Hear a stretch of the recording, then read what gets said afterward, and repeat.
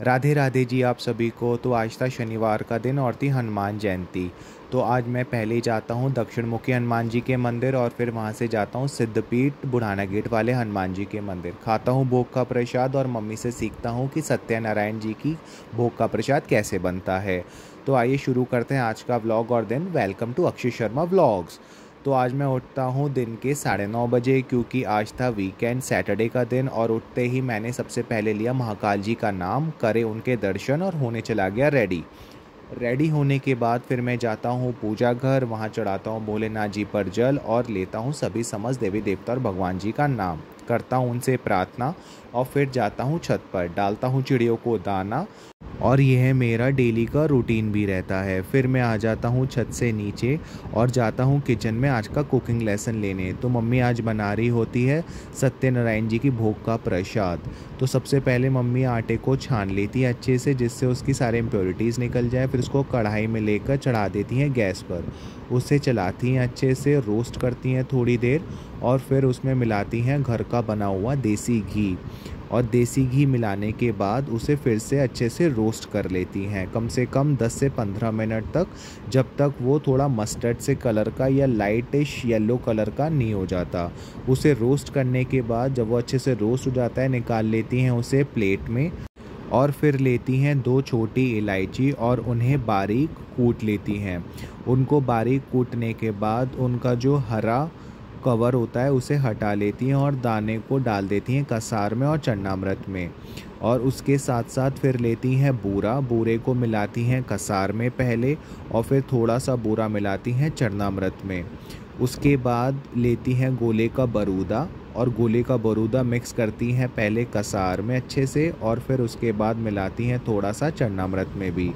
और फिर पहले मिलाती हैं चरणामृत में थोड़ा सा शहद और फिर उसके बाद मिलाती हैं थोड़ा सा गंगा जल और फिर अच्छे से इन सब चीज़ों को मिक्स कर लेती हैं और हमारा चन्नामृत बनके हो जाता है रेडी।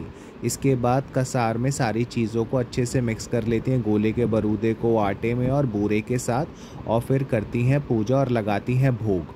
और फिर फाइनली हमें टेस्ट करने को मिलता है भोग का प्रसाद, जो कि बहुत ही माउथ वाटरिंग था। भोग का प्रसाद ग्रहण करने के बाद मैं जाता हूँ हनुमान जी के मंदिर और देखता हूँ कि हर जगह भंडारे लगे हुए होते हैं और लोगों की भीड़ उमड़ी हुई होती है। सबसे पहले मैं पहुँचता हूँ दक्षिण मुखी पंचमुखी हनुमान जी के मंदिर और मंदिर बहुत ही अच्छा सजाया हुआ था।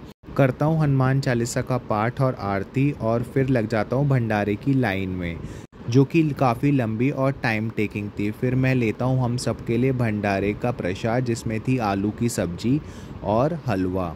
इन्हें पैक कराने के बाद फिर आती हैं फाइनली पूरी, तो उन पूरियों को भी पैक करा लेता हूँ पॉलीथिन में और फिर जाता हूँ खिलाता हूँ गाय को रोटी और पहुँच जाता हूँ बुढ़ाना गेट, जहाँ पे था सिद्धपीठ हनुमान जी का मंदिर। और ये मंदिर भी काफ़ी अच्छा सजाया हुआ था। यहाँ मैं करता हूँ हनुमान चालीसा का पाठ और पढ़ता हूँ हनुमान जी की आरती। फिर वहाँ से जाता हूँ भंडारे में, जहाँ पर खाना ऐसे खिलाते जैसे किसी शादी में खाना सर्व होता है। वहाँ खाता हूँ मैं भोग का प्रसाद और भंडारे से प्रसाद लेकर फाइनली आ जाता हूँ घर, जहाँ देखता हूँ मम्मी बना रही होती है हमारे लिए पनीर स्टफ्ड गोभी के पराठे ब्रंच में। और इसे मैं इंजॉय करता हूँ लस्सी के साथ, वाइट मक्खन के साथ जो कि घर का निकला हुआ था, अचार के साथ आम के, और भंडारे की आलू की सब्जी के साथ। फिर शाम को रेडी होकर मैं जाता हूँ मामा के घर और मामा इतने इंटरेस्टिंग मैच में भी सो जाते हैं देखते देखते। फिर मैं एंजॉय करता हूँ अपनी कोल्ड कॉफ़ी और आलू टिक्की का सब, जो कि मेरी बहन ने ही बनाया था घर में। और इसकी फिलिंग थी आलू की टिक्की, मेयोनीज़ और खीरा टमाटर के साथ, और ये काफ़ी टेस्टी और माउथ वाटरिंग था। फिर मैं जाता हूँ कन्फेक्शनरी शॉप, लेता हूँ लेस के चिप्स और उठाता हूँ कुरकुरे और फिर कराता हूँ इन सब की बिलिंग और कोल्ड ड्रिंक और चॉकलेट के साथ। देता हूँ आंटी को पैसे, करती हैं वो पैक सारी चीज़ें और इन सब को लेके आ जाता हूँ मैं घर। डालता हूँ डॉग्स को खाना। अब मिलते हैं कल। Please do like share and subscribe my channel. Thanks for watching.